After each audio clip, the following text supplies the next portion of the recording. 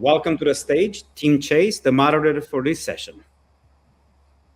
Thanks, Lucian, and thanks to all of you for joining to the last session of the IoT World Manufacturing and Supply Chain 2025. So by now, you're probably pretty familiar with the platform, but there's a chat function, there's a Q&A function, so go ahead, we're going to be taking Q&A. Put the questions in the Q&A and we'll try to answer them as we go, but we're also planning on leaving some time at the end as well. Also, there is going to be polls during the session, so please feel free to respond to those as well. With that out of the way, the session's topic is bridging IT and OT without compromising security, lessons from the field. So let's start by introducing the panelists. They'll give you a short description about themselves, their kind of security background, where and what they work on now. And Ellen, let's start with you. Thank you. Hi, everyone. Hope you're doing well today. My name is Ellen, and I'm with a company called Keyfactor. Been here about 6.5 years. We are a cybersecurity software company, and we focus on secure identity management, code signing, firmware signing, and all things building and establishing trust within devices, whether that's IoT devices, OT environments, and maybe emerging technologies such as AI agents.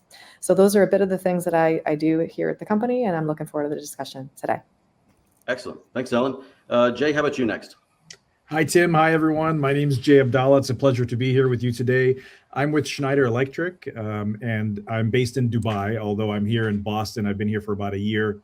I chose the worst time of year, by the way, to come back to this freezing cold temperature, but I've been with the company for 15 years.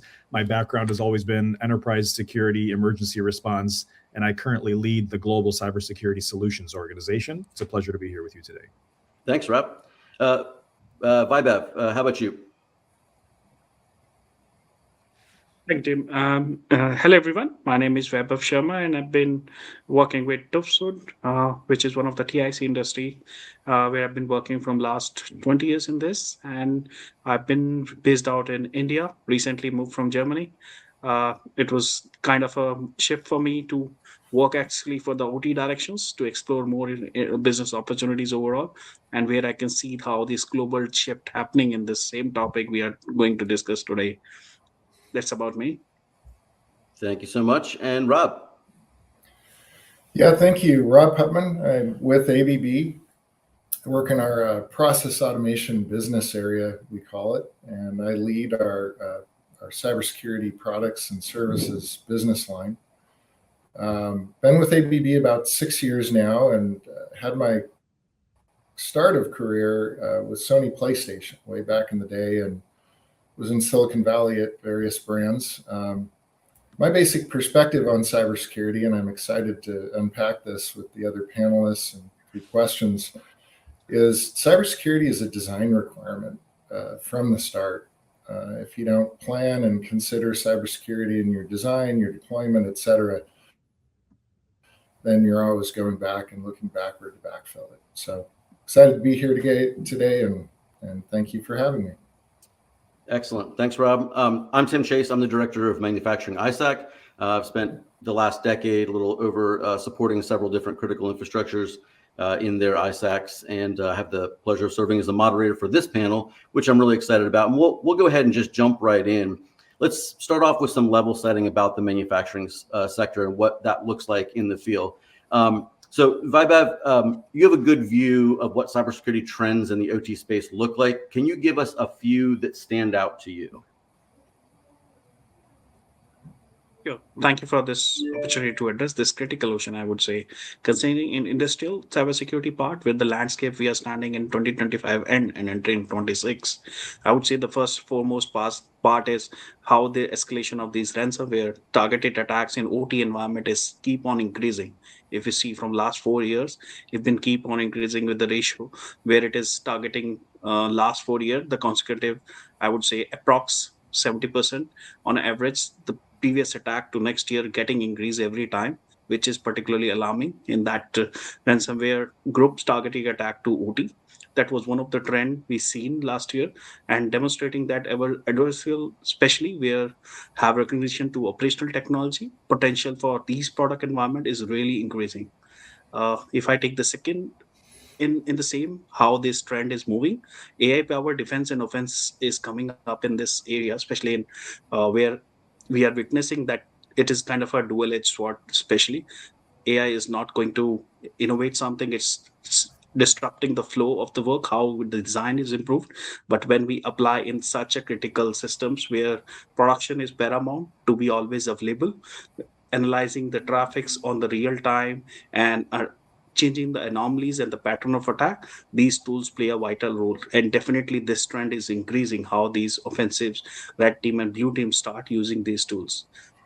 Due to the nationwide increase of this rise trend, also geopolitically, they have now motivation for the nation state actors also. We've seen in the recent war also how these have been targeted attack to critical infrastructures have been happened. The Russia-Ukraine war I'm referring to, where target attacks was toward these facilities, which have been most industrial automation systems or power. Definitely, they've been the target for them. So this trend increase how attackers now changing from their way of thinking to approach it. And the last, I would say, in the trend also in the CISO side also, where the people who managing these risks, now the CISO have the ownership of such OT activities, and the part of OT security is become part of their portfolio to focus on, which is earlier, I think it's mostly piled on towards the next techie side of the people who takes care of it, and which was the past trend. And now it shifted that CISO taking it seriously, who've been representing either critical infrastructure, oil and gas, or different domains, but now they're taking it as a part. Now the board level priority required unified IT and OT security operation, which CISOs are now inclusive in. Yeah, I appreciate you highlighting at the end there the increasing role for the executive suite as a whole, like really prioritizing security, not just in general, but for the operational technology space and resourcing it appropriately, both in human resources, but also in technical capabilities. Anyone else want to jump on that before we move on? Pretty good Okay. answer. I'll echo seeing the same trend. The CISO or someone in the C-suite being tapped to own the newly prioritized risk around the asset environment. We certainly see that ABB side. Well, let's just stay with you, Jay. So, That was Rob. Sorry, Rob.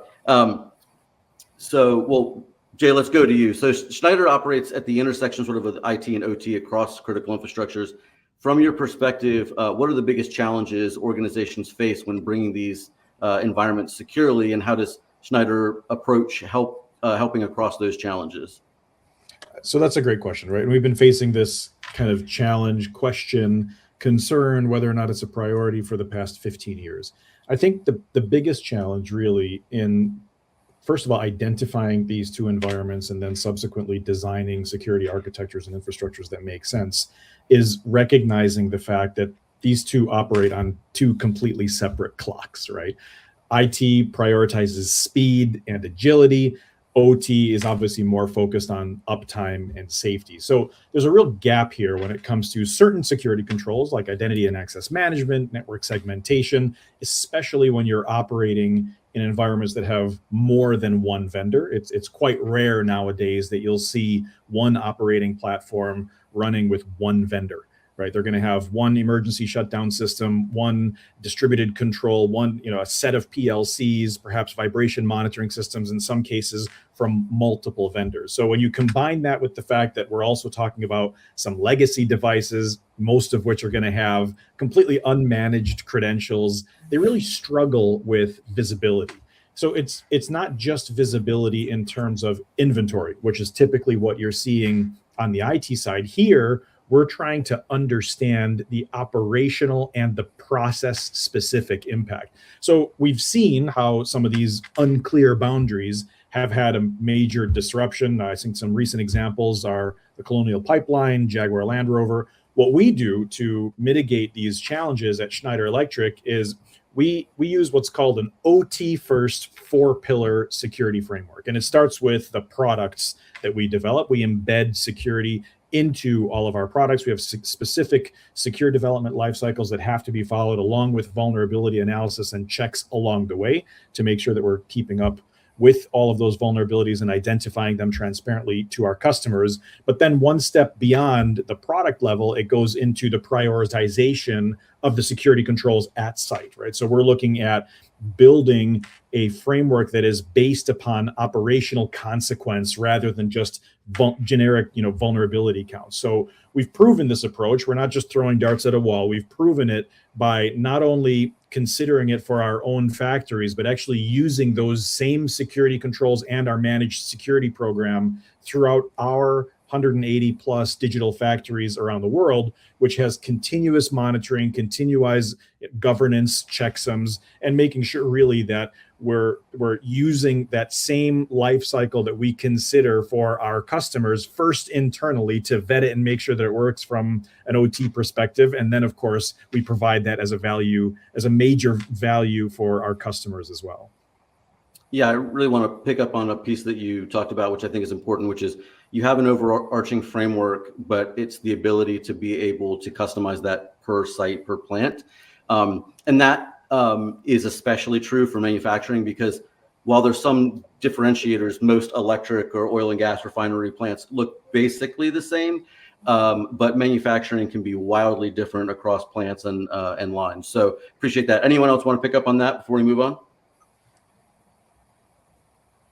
I think I'd like to just add that considering different manufacturing and definitely the process, where it may be oil and gas manufacturing, it may be automotive, it may be this.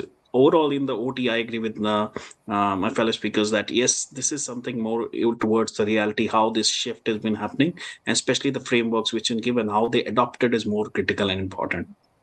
Yeah, absolutely. Well, so Jay gave us kind of like what Schneider's doing. Rob, what does this look like for ABB, and particularly around that kind of people process technology? Sure. Well, I'm not surprised that we see it very similar with Schneider. Some different concepts or language that we use. To start with, I call it the CISO's dilemma.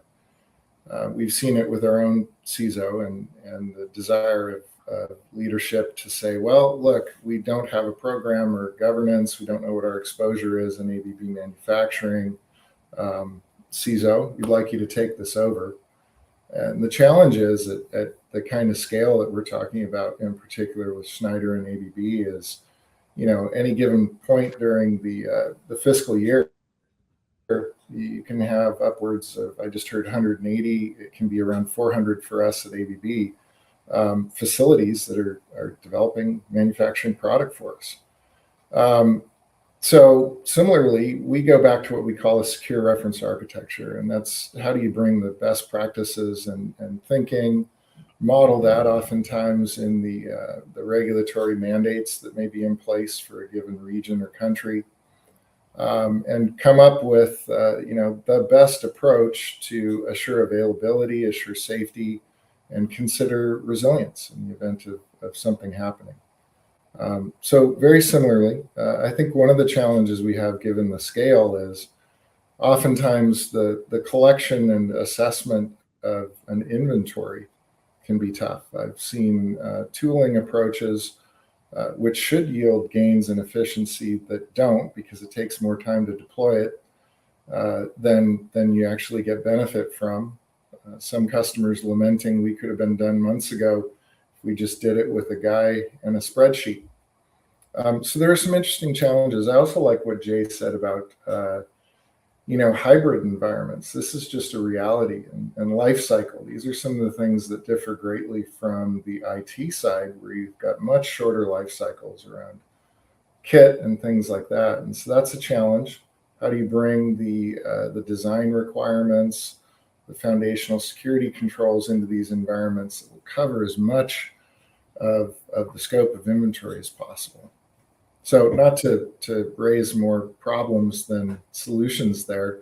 These are some interesting challenges, and I think a great opportunity for a mature IT side of an organization to come in and complement the needs of OT, the needs of the asset environment, and its bidding for the business. And those can be very different and require some different thinking.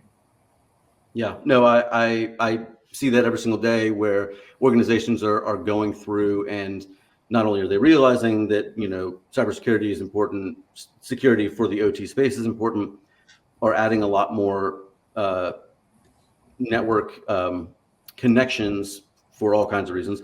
And they're also trying to figure out who owns which spaces, right?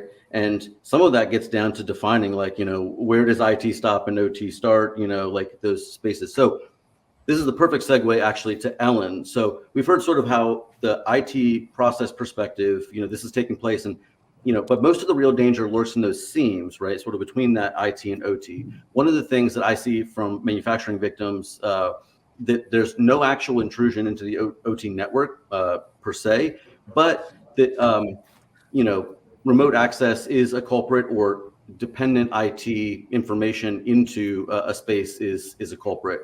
How do manufacturers effectively bridge that IT-OT gap when implementing cybersecurity strategies, especially considering the unique constraints of operational technology in that manufacturing space? Yes. So this is an ongoing and evolving topic for sure. And so in my previous role before Keyfactor, I was with General Electric, and I had the opportunity to work in factories across the world and see how we were starting to bring in connected technologies, whether it's control systems or something to monitor the manufacturing line, and just to see that evolve over time. But to see how the MSOs, and the factory operators, all they cared about was their numbers, their metrics, which is, I can't have anything stop working. So I'll let you bring in some new tech, but you can run it on a proof of concept line. And then only after it's, 100% solid, then I'll let you, bring this new tech into my world. So that was 20 years ago. Right now we've advanced the tech that we're bringing into smart factories. We are leveraging the knowledge that we have in the IT space to have these software-based systems and digital systems be reliable. And I think the most important part is securely accessed, whether that's remotely or physically once you're inside the environment. So no longer are we having the mindset of, let's just keep all of this offline and in a separate disconnected network, because we know that there's weak entry points into every environment. And that's what hackers are now looking at. They've gone after and attacked the easy parts, right? So now they're going after the next pieces, which could be more of these legacy systems, the legacy protocols, Modbus, Profibus, or other devices that are just, they can't really take the modern security that we are using in IT today. And so that's part of the challenge that we have facing us when, so now I'm a security vendor here coming into the conversation.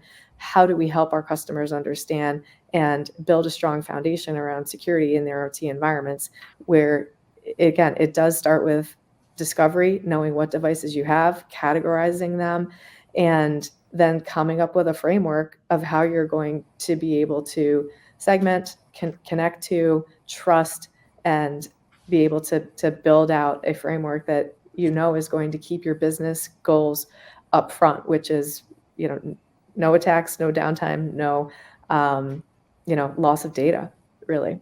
So those are some of my thoughts in this, and I'm definitely seeing it evolve as we're learning and taking the IT, knowledge into the OT space, and I'm seeing much more collaboration there.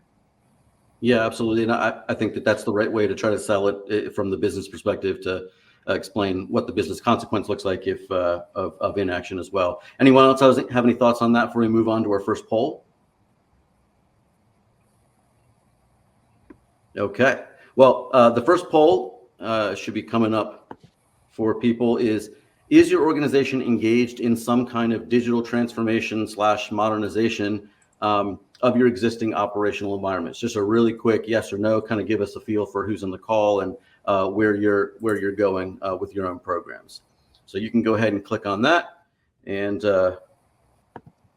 then we'll keep moving. So while people are answering that, Ellen, let's stay for you just for a moment and drill down on that topic. So, like, the rise of Industry 4.0, which seems kind of old now in some ways, but everyone's kind of moving at a slightly different pace. the role of like KPI play in establishing trust across increasingly connected and heterogeneous manufacturing ecosystems is challenging to say the least. But how does that work? Because I think that generally in that space, secure roadmap access is and identity is like one of the biggest issues because that theme is so problematic. Mm-hmm. Yeah, thank you. Yeah, so I hinted at it a little bit, and previously we mentioned identity as a key piece that we have to take care of here. PKI stands for public key infrastructure, and it is a technology that we have used within enterprise IT for decades. And in the past 10 or more years, we're seeing it also used in secure by design for connected products themselves, whether it's a control system. I have customers that are making connected vehicles, smart meters, smart home devices. All of these industries are looking at how to embed a unique digital identity inside of the device itself so that it can have that unique birth identity to be able to then authenticate it to future systems or components that it needs to interact with. And so that is a piece that we are seeing become the foundation of digital trust, again, within connected devices and product development with OEMs, and then now also within OT environments, because again, we have used this in enterprise IT. There's enterprise PKIs that exist that issue unique digital certificates for every device that comes online, whether that's firewalls or other networking devices, laptops and user devices. So it's the same sort of concept to be able to create these secure TLS connections. So I don't want to go too deep into the technology, but that's really what we do is we encrypt communication by providing these unique identities that each of these devices can have, and that's how you establish trust, and that's how you enable something to access a system, and then that's how you can revoke access later at if something needs to be transferred, if an asset needs to be transferred to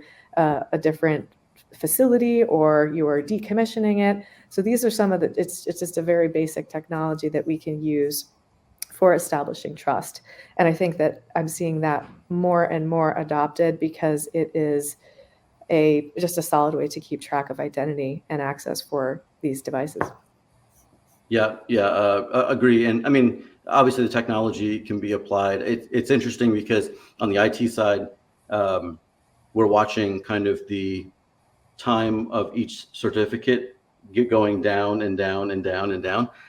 So I probably don't have time on this call to go into how that works on the OT side. But so let's just stay. Well, actually, let's go to Vaibhav. So talk to us, based upon what Ellen just said, how that digitization of the OT production line enables the IT-OT integration. So we've gotten securely from the IT enterprise into the OT space. Now, how do we make that secure?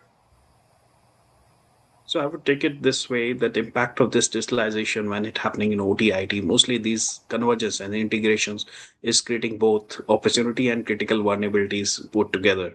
Generally, if we follow the path of the attack path, reality is that most of the attacks coming from the IT environment, more than 50% when it pursued to the OT. So for these integrations, when the IT OT convergence happen, proper security controls are always playing the vital role in it, especially how much the organization is ready. There are no straight solutions you can apply in both environment. So there is no single silver bullet is available.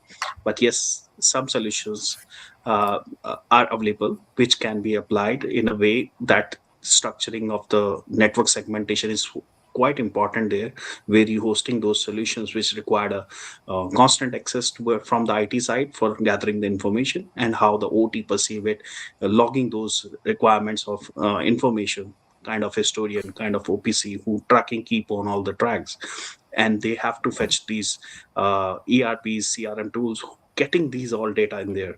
So for those integration, generally challenge comes also in the side of hybrid workforce. Now we have OT and IT people in a hybrid mode, where the shift is remote workers have dramatically expanding, and I would say attack surface area is also expanding in the same manner.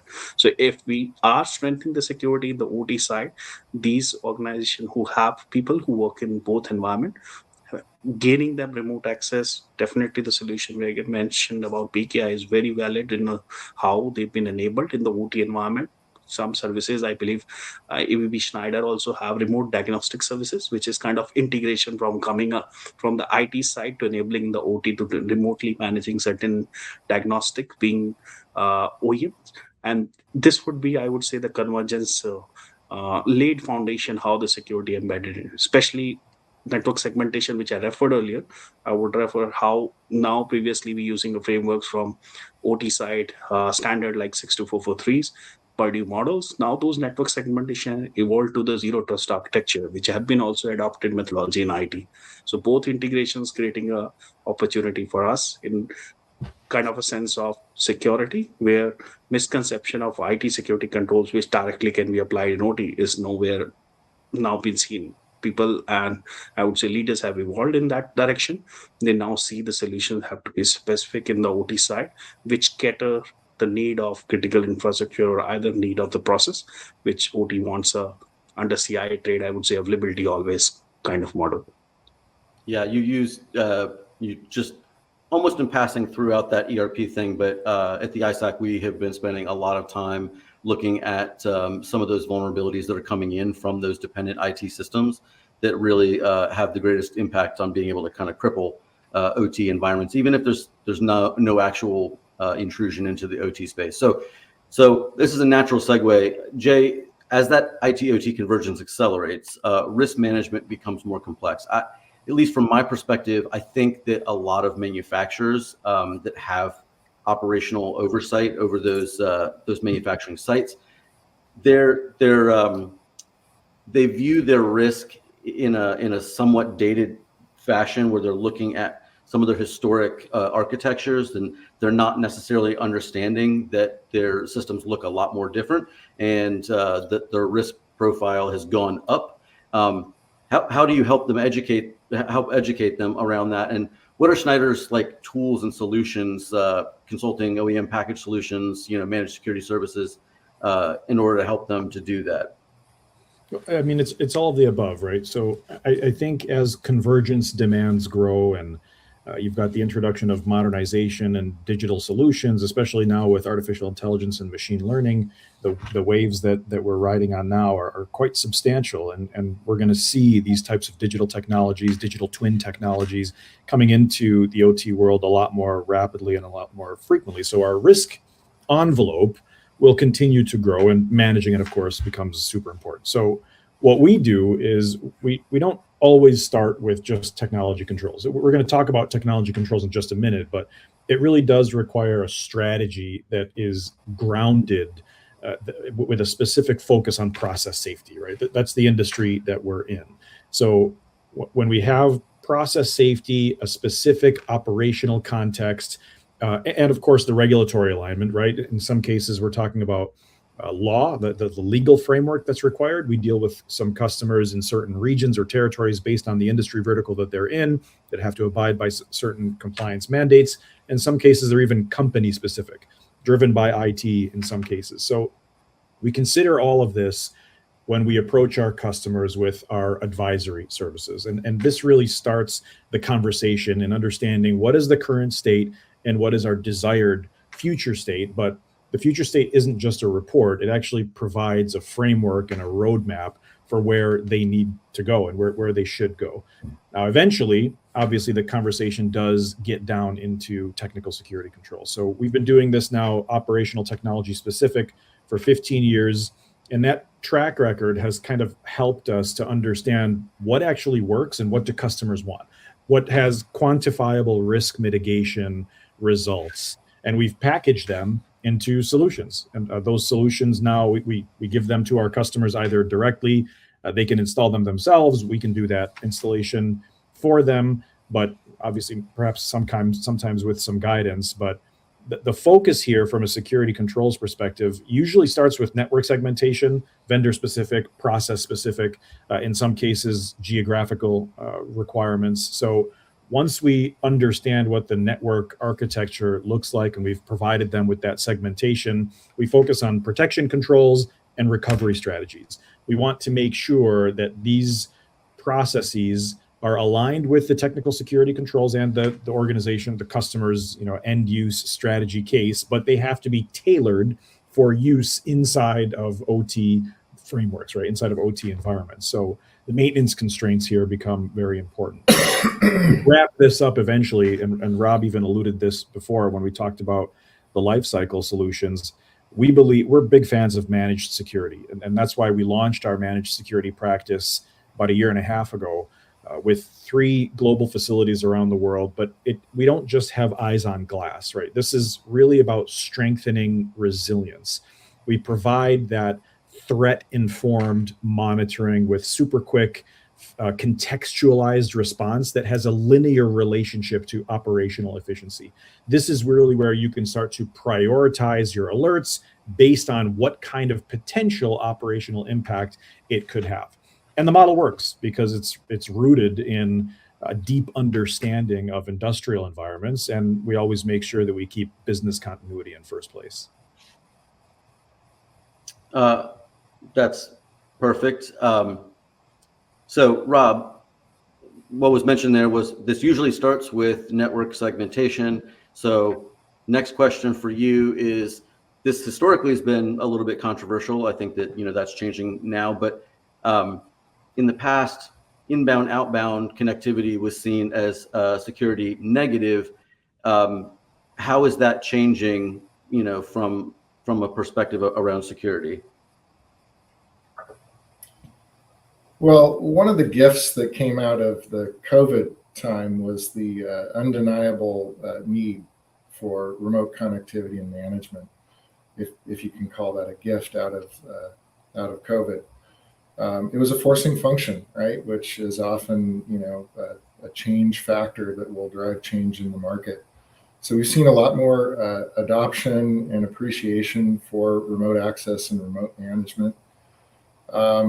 To take us down that 3-legged stool you talked about, I think the weakest link in that stool is the people side, right? So most of the technology we bring in place and configure and deploy securely in and of itself these are proven designs, right? We see these designs in place in many other markets and verticals, banking, et cetera.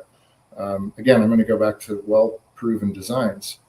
Where the weak link is again around the people. I was just speaking with some mining vertical folks in Canada, and of course did a little research, like what are these people facing, what are they thinking, and I was a bit shocked to discover that 76% of disclosed breaches in the Canadian mining space were related to third-party vendors.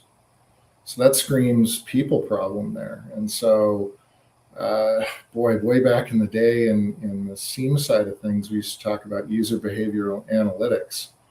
And so oftentimes at ABB, we're trying to look at what is the role and activity of the user in the operational environment, and does it make sense, right? So is Rob's account logging on at 1 a.m. in the morning and creating and pushing set point changes down into the operational environment? You might want to know that. And then you call me up and I'm on vacation in Mexico with my family, and we've got a compromised account, an insider threat. So I'm going to start, at least in my thought time, I'm picking more on the role of the people in these process and technology environments, because I think we are capable of doing good, secure design, functional work around the technology. It's how are we watching the people? It sounds horrible to say that, but how are we looking for these signs or indicators of threat or intrusion? So I'm picking on the people, Tim. Yeah, no, we are generally the weakest link. But to go back to picking on Jay for a second, we're going to answer the first question that's in the Q&A, because Jay was logging out at 2 a.m. to that OT system and pushing changes. So Stephen Overloop says, do you allow OT suppliers to have remote access to the sections of the production line for which they provide support? How do you control it, manage it? That's kind of a question that we hear a lot. How do you manage the OEMs basically in their access? So since we've got OEMs on, let's have the OEMs answer that. I can start by saying, so long as the infrastructure is designed in a manner that controls the sessions, that has recorded capability of what happens within those sessions, and is monitored, yes, we absolutely do. As a matter of fact, part of the background of a successful managed security program is having access to that data when needed. Now, if we have to provide maintenance or any kind of modification to a system remotely, then of course that remote access is required. But I wouldn't use a standard IT security control to provide secure access to a facility that's in a very remote section of the Nigerian wild, the wilderness and the rainforests there. I would provide them with an OT specific, again, session monitored and controlled solution that can be centrally managed from either an MSS within the organization or from the OEM themselves. I can say, architecturally speaking, if you do it in a secure way, all of this is possible. And with the advent of new technologies now, the convergence of driving data northbound is going to happen. We're starting to see much more demand from our customers to create efficiencies within the southern environments. And the only way to do that is to share data north. So we have to be able to provide secure remote capabilities so that we can augment that data from all of the different sites. Perfect. Rob, ABB. Fully aligned with Jay on the remote access piece. I think table stakes is being able to monitor, control session time, really have a granular approach to what actually happens during that remote session. There are a number of vendors out there. I'm not going to promote any of them, but they do an excellent job of providing that kind of configurability and management of a remote session. And I think that's important. You want the traceability, the auditability of what actually happened. Was this person, online accessing the asset at the time they were supposed to? So you schedule the session. It's an hour long. It's specific to an individual. That really begins to reduce the attack surface and the opportunity to exploit these environments. And avoids some of what we're seeing related to third-party vendors. Mistakes are made, credentials get out there. It's back to the people piece, which I seem to want to pick on. Yeah, no, I mean, that makes perfect sense. And I mean, I think to Jay's point, the northbound traffic is only accelerating. Southbound traffic is necessary. So we're just sort of opening up the floodgates. The real question is, are you going to use the connectivity to increase the security by adding additional functions or just have the downside risk? Which sort of leads us to our second poll. For everyone who answered yes on the last poll, so if you are currently undergoing some sort of digital transformation or modernization, is the security of the physical and logical network environment part of that modernization? Meaning, is security a unique and important component of that modernization or transformation, or is it primarily just sort of for production efficiency, etc.? So go ahead and put in your answers now. And as we're doing that, so like last year, the manufacturing ISAC, in partnership with Accenture and several large manufacturing companies, we created a white paper, so a working group that produced a white paper that's free to download at mfgisac.org, in which an entire section was devoted to and entitled Future-Proofing for Manufacturing. So with the evolving threat landscape and modernization initiatives that most manufacturers are currently undergoing, how can organizations sort of future-proof their OT ICS environments? And what role do Schneider Electric's end-to-end security solutions play in enabling that secure digital transformation? Rob, let's go to you for your thoughts. Secure end-to-end digital transformation. Well, upgrade is always a good forcing function to bring new designs and kit into the environment, which of course, and Jay pointed this out as well, the product security side of it is key. Can't be introducing vulnerabilities into our customers' asset environments. On the end-to-end side, I'm gonna trivialize the transport of data out of the environment and go back to, I think there are good designs that are well proven in many other spaces for secure transportation and secure persistence of data. So I'm less concerned about compromise of the data itself. I'm less concerned about the connectivity to the environment, assuming it's done with intention. And Tim, I also heard you mention the connectivity itself being a forcing function to evaluate your security posture. I think it's a wonderful opportunity to just threat model and say, hey, we aspire to do this. What could go wrong? Are we configured and set up properly? Are we selecting the right technologies? Are we clear on what we aspire to do with exfiltration of data from these environments?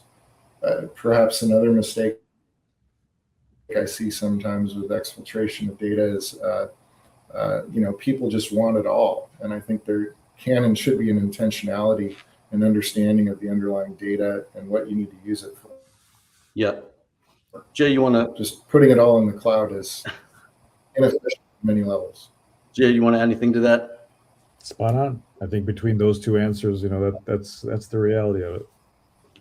Yeah, and for those of you listening, if you haven't figured out, so what Rob was just talking about, in the polls, we're sort of through shoots forcing a question or trying to answer a question, which is that I see a lot, which is, it seems like most organizations are going through some sort of transformation, modernization, and which means that the checkbooks have opened. There's a design that they're moving towards. They have operational goals and KPIs that they want to meet from a business perspective. And I'm always trying to figure out how those manufacturers can leverage that opportunity that they have, since they're already spending the money. People are already on the plant floor. They're adding tech. They're doing whatever. To make sure that they're getting the most value, including security value, during that process. Because usually the security becomes an afterthought and becomes a lot more expensive to bolt on afterwards. And you don't, to Rob's point, get the best architecture that you would have if that had been early on in the design process. So that's me off my soapbox. Well, actually, the manufacturing ISAC, we held an in-person exercise in collaboration with Google just last month in Chicago. And I presented on one of the things that I saw was the biggest threat to manufacturing, which is some of that IT dependencies that are moving into the OT space. Like, I suggest that manufacturers leverage the work that they're currently doing, right, to kind of make those improvements. I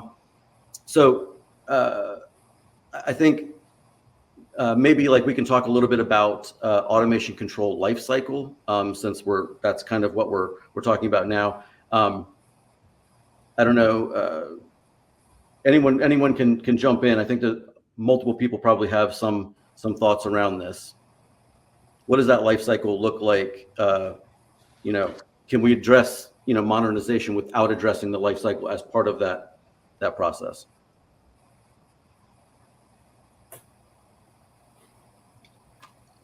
It's a good one. I'm thinking. I mean, I guess I'll put my foot in the water first.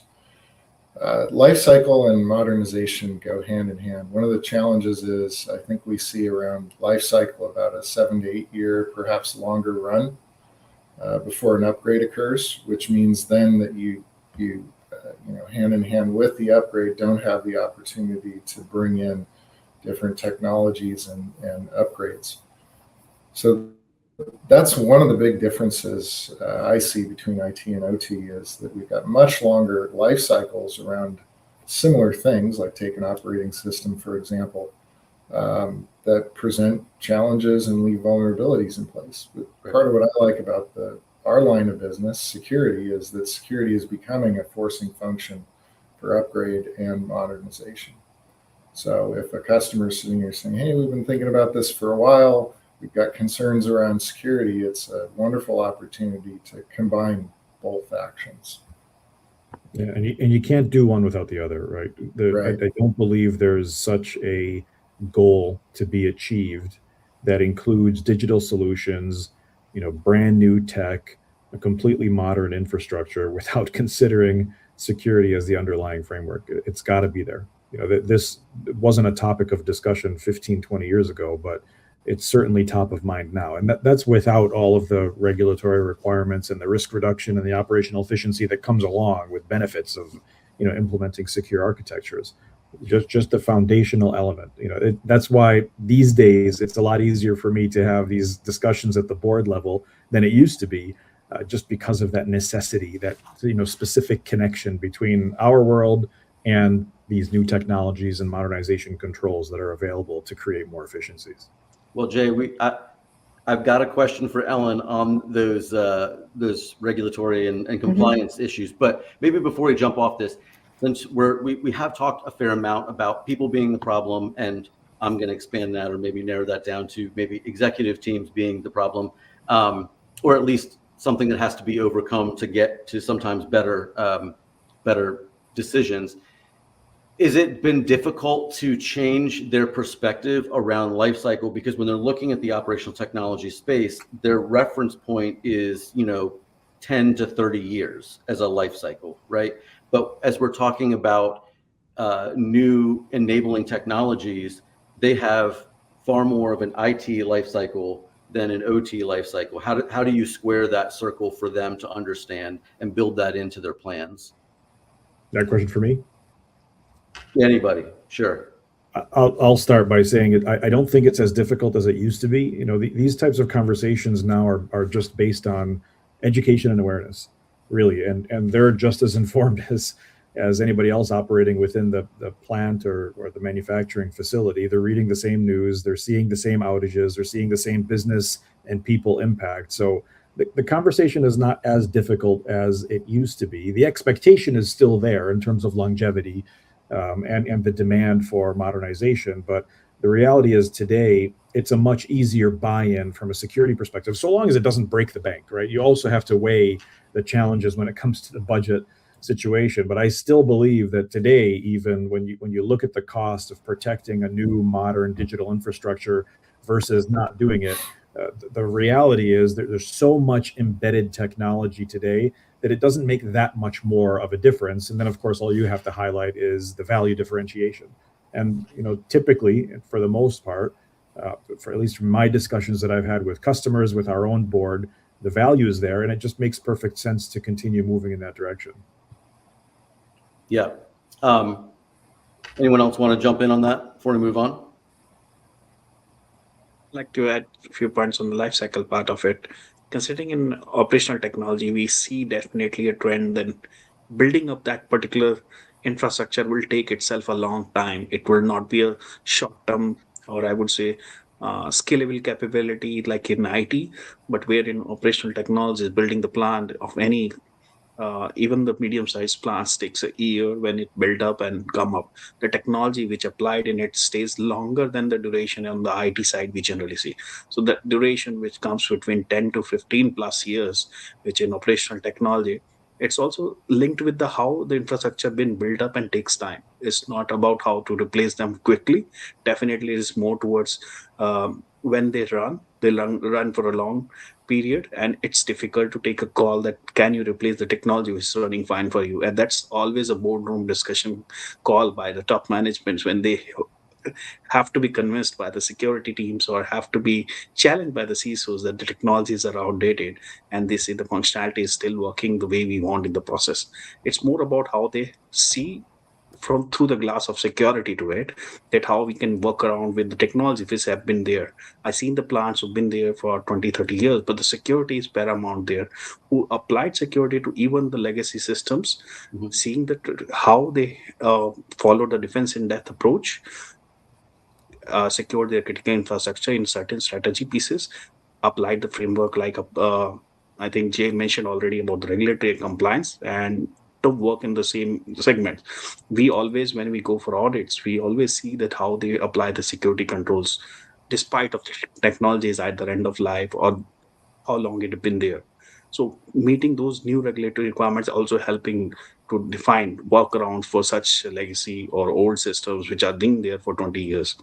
But certain period of time, these technologies get the old communications, or I would say the way how they communicate to different layer of technologies get outdated, and every time it's not possible to work around with. So there is now the span which always considered for OT in the past was 15 to 30 years.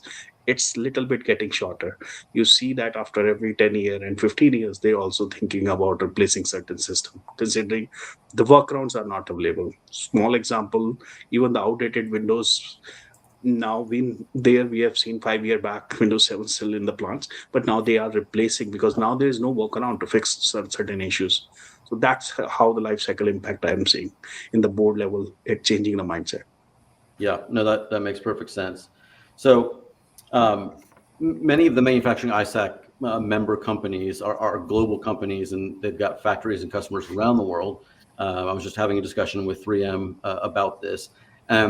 One of their challenges is managing the variety of frameworks, regulations, and compliant regimes globally, right?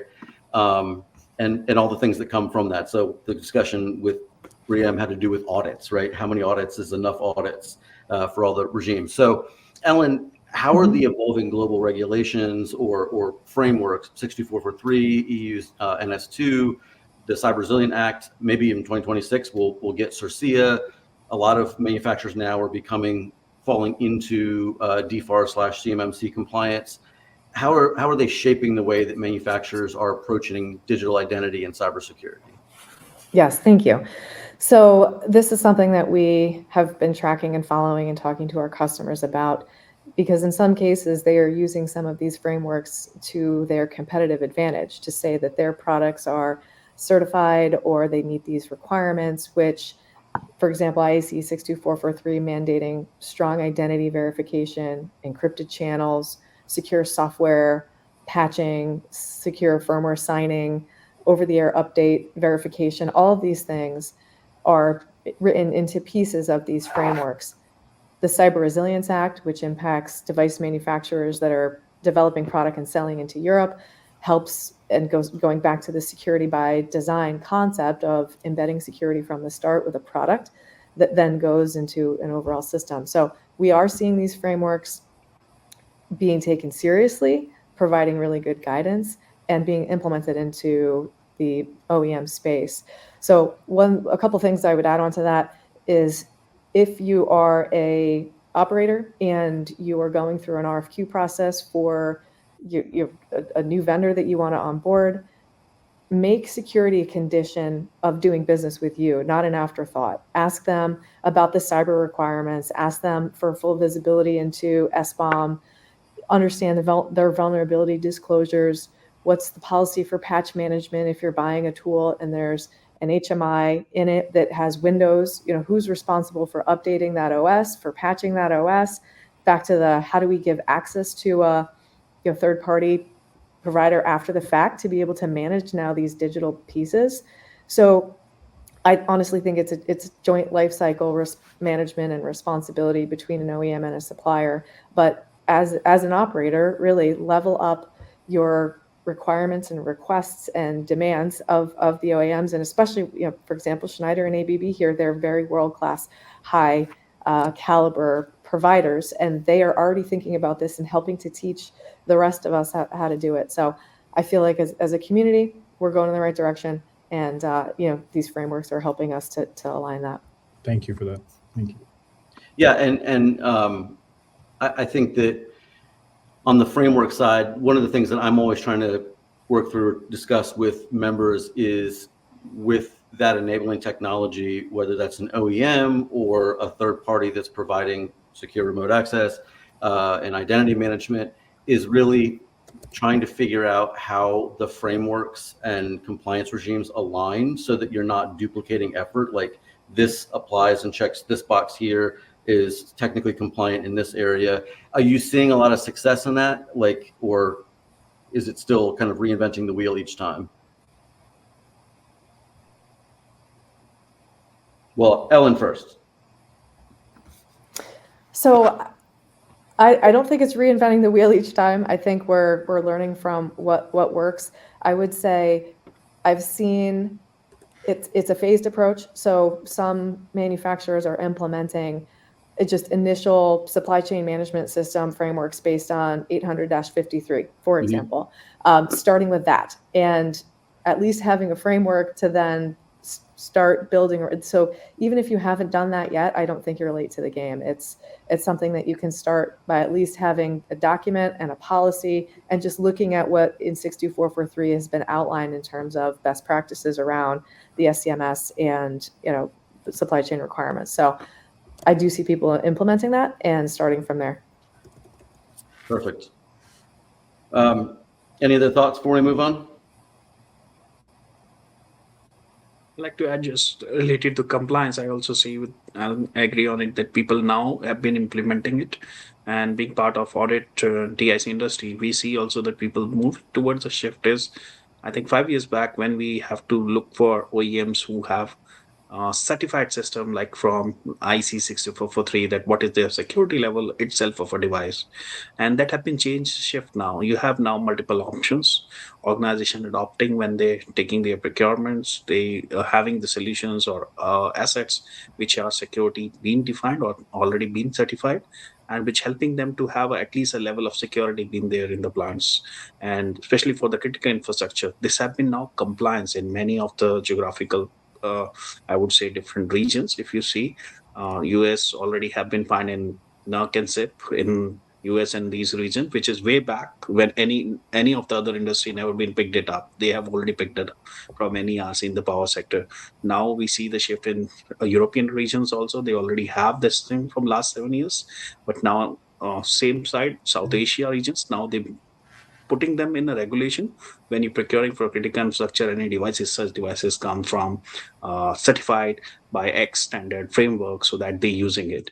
And I see it's as a shift from traditional approach of testing everything every year to knowing the vulnerability rather than using the right assets which have itself embedded security in it, and you can at least withhold with that device for at least next 10 years or 15 years. And that's a shift I see.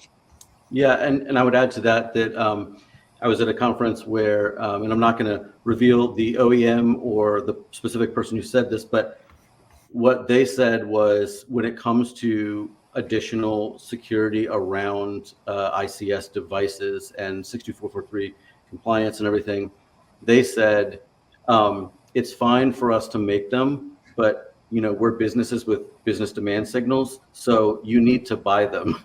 And that was the problem that they were seeing, especially if customers did not have a compliance obligation to do that, then they weren't going to spring for the more expensive controller. So yeah, that's an interesting piece as well, and especially that you're seeing a shift towards higher security in the ICS environment. So that brings us to our third poll question, if we could bring that up. So each one of these is a gate. So the third poll question is, if security is part of your digital transformation / modernization program, where exactly in that journey are you? Just getting started, have a roadmap, you've got the roadmap, or kind of in the middle of the process, or are pretty well down that road. So with that, I think we've got 1 minute maybe for final thoughts from anyone. Thanks also to Keyfactor for sponsoring this call. I guess, Ellen, I'll give it over to you for last minute thoughts. Yes, thank you. Well, I feel like this was a great conversation. I appreciate the expertise and the continued dialogue. I really think it's important, like I mentioned, that it's a collaboration between manufacturers, operators, and just the general cybersecurity community to level up our protection as more and more things are becoming connected, and there's critical infrastructure attacks seemingly every day as attackers are becoming smarter, and even as AI and AI agents are now being used to try to hack into systems. So this is never more important than now. And so I appreciate the dialogue and everyone sharing their expertise. Excellent. Well, thanks to Keyfactor, thanks to Ellen, thanks to all the rest of the panel for providing their expertise. And this is the end of this session. It's also the end of this entire conference. So we thank everyone who was joining. And with that, we'll just sign off. Thanks, everybody. Thank you. Thank you. Thank you, everybody, for joining.